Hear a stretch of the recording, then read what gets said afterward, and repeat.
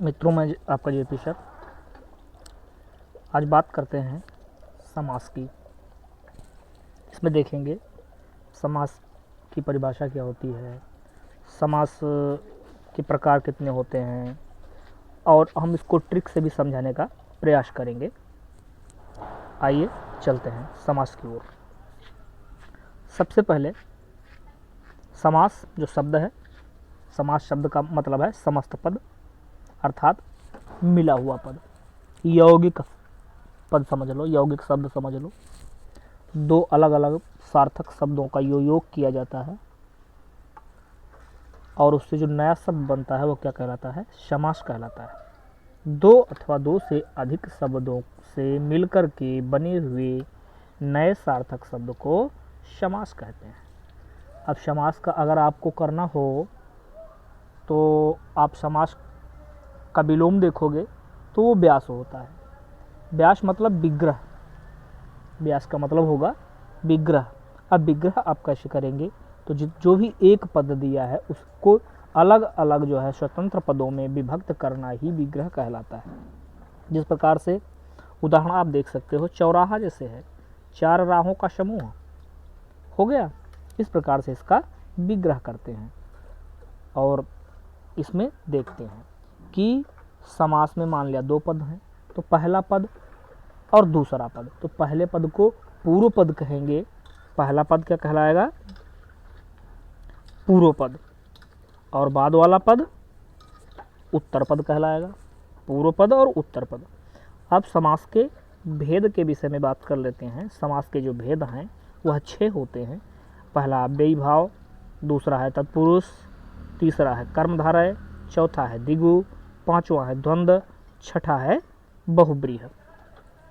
अब इसमें आपको देखना है कि जो अव्ययी भाव समास होता है वह पूर्व पद प्रधान होता है, मतलब पहला वाला पद जो है वह मुख्य रूप से प्रधान होगा, उसी की प्रधानता होगी। दूसरा है तत्पुरुष समास। तत्पुरुष समास में जो है क्या होता है? उत्तर पद प्रधान होता है।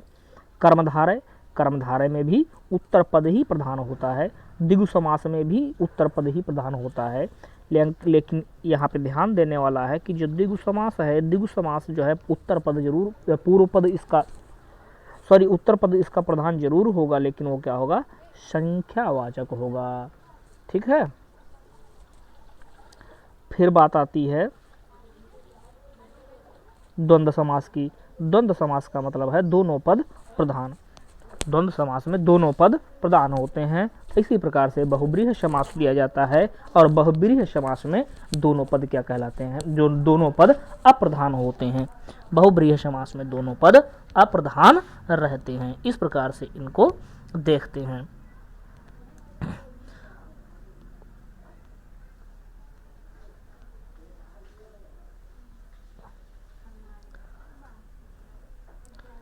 चलिए अब हम देख लेते हैं प्रथम वाला, जिसको कहते हैं अव्ययी भाव समास। तो अव्ययी भाव समास को हम देख लेते हैं। अव्ययी भाव समास में आपको दिया गया है,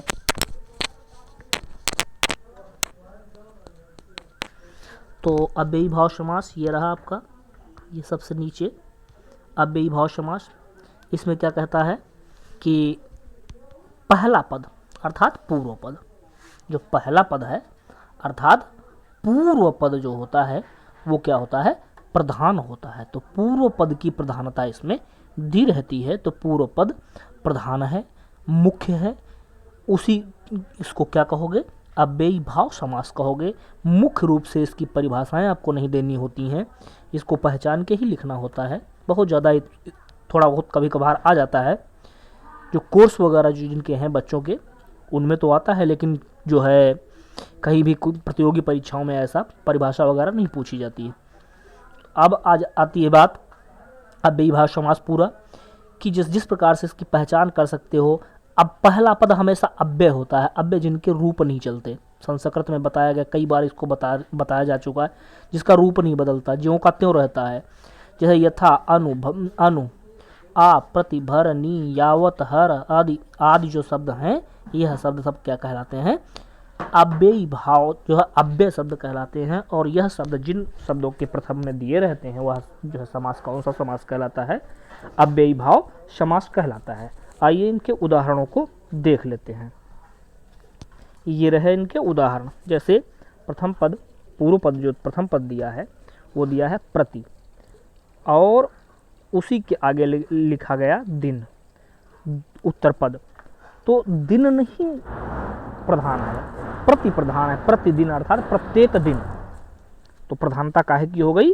प्रति की प्रधानता हो गई। प्रति एक अव्यय है। आ भी एक अव्यय है, और जन्म में लगा दिया गया तो हो गया आजन्म अर्थात जीवन भर। इसी प्रकार से यथा, यथा एक शब्द है से लेकर जिसका अर्थ हो जाता है संभव, तो उसमें लगा दिया गया जैसा संभव हो, जैसा संभव हो गया। अनु जो है रूप, रूप के योग्य या रूप के अनुसार जो हो इसका हो गया। इसी प्रकार से भर, पेट, भर आपका पहला पद है, पेट उसका दूसरा पद है। भर पेट हो गया अर्थात पेट भर कर। फिर हो गया प्रतिकूल, अर्थात प्रतिकूल माने इच्छा के विरुद्ध या नियम विरुद्ध हो गया।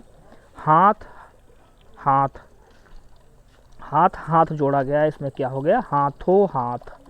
और इस प्रकार से यह जो है हाथ ही हाथ में, यह भी एक प्रकार से अव्ययी भाव समास हो गया। इस प्रकार से आपका यह समास होता है। धन्यवाद मित्रों। अगर आपने अभी तक हमारा जो है चैनल सब्सक्राइब नहीं किया है तो इसको सब्सक्राइब कर लो, और जो भी जो है डाउट हुआ करे जो है कमेंट के माध्यम से आप पूछ सकते हो। नीचे कमेंट बॉक्स दिया होता है, आसानी से आप पूछ सकते हो। धन्यवाद।